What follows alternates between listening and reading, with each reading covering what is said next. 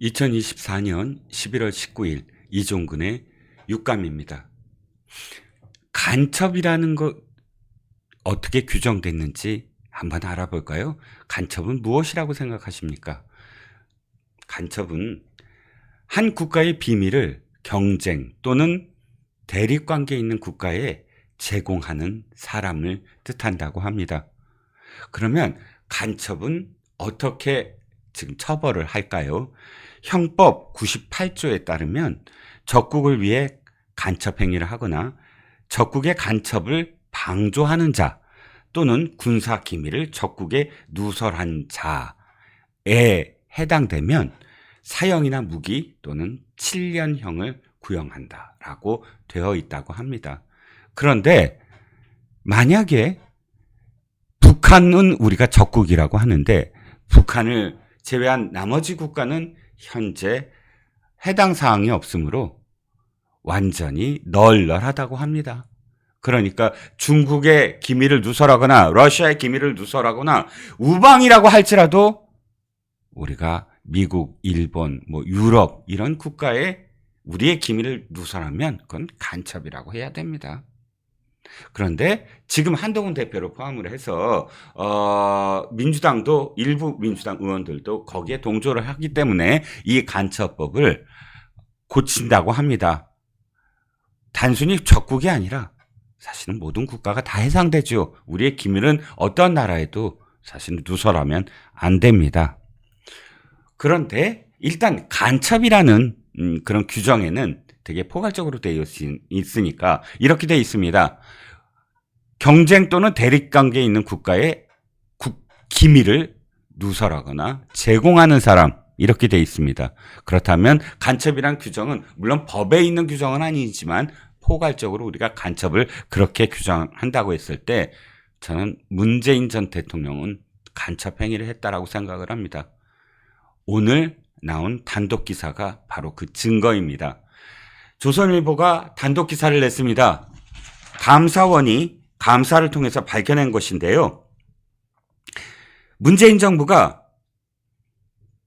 주한 중국 대사관 소속 무관에게 우리나라에 배치되어 있는 사드 미사일 교체 작전 명과 작전 일시와 작전 내용을 사전에 알려주었다고 합니다. 이와 관련해서 미국 정부는 한국 정부가 중국에 이 사드와 관련돼서 사전 설명한 것을 알고 해당 군사작전 종료 이후 문재인에게 강력하게 항의했다고 합니다. 우리에게는 알려지지 않은 사실이지요. 저는 이 기사를 보고 다 드러나는구나. 문재인이라는 희대의 대통령과 문재인 정부라는 희대의 정권이 얼마나 중국의 사대주의에 지금 함몰되어 있는지 우리 다 보지 않았습니까? 중국은 대국입니다. 우리는 소국입니다. 중국 가서 문재인이 한 말입니다. 중국에 가서 시진핑이 쳐다보지도 않고 그 다음에 그 밑에 있는 그 어떤 2인자, 3인자도 만나주지 않으니까 쓸쓸히 수행원들과 혼밥을 했고 그 혼밥도 참 그럴듯한 변명이라도 하지. 중국의 인민들의 식사를 함께하는 그런 장면이었다라고 미화를 합니다. 그런데 그렇게 애원하면서 정작 사드 배치와 관련돼서 사드의 교체 작전을 하는데 그 작전을 전부 다 알려줬다는 겁니다. 중국에. 있을 수 있는 일인가요? 참, 이 일은 어떻게 알려진 건지 아십니까? 감사원의 감사 청구를 누가 했는지 아십니까?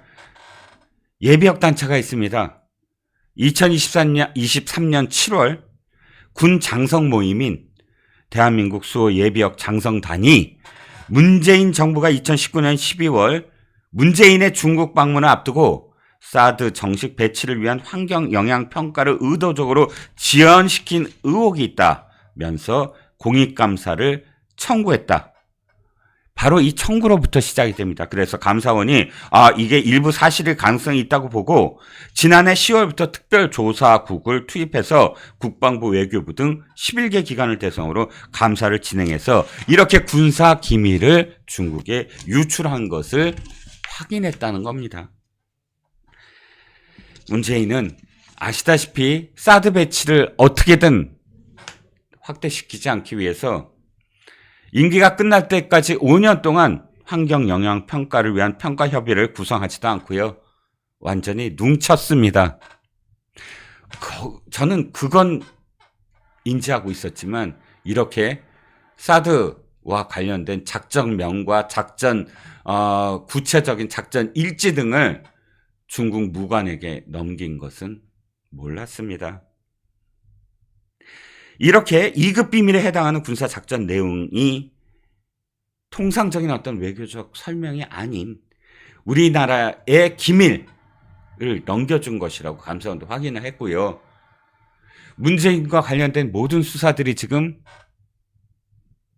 답보 상태입니다. 서해 공무원 피살 사건, 그리고 어부 납북 어부 강제 소환 사건, 그리고 원자력과 관련돼서 조작 사건, 그리고 송철호 지인인 송철호 울산시장 하명 수사 사건, 이 모든 사건에서 문재인은 열외였습니다. 이제 간첩 사건까지 드러나고 있습니다. 이 간첩 사건까지 제대로 수사하지 않고 제대로 기소하지 않을 것인지 우리는 두 눈을 부릅뜨고 지켜봐야 할 것입니다. 2024년 11월 19일 이종근의 육감이었습니다.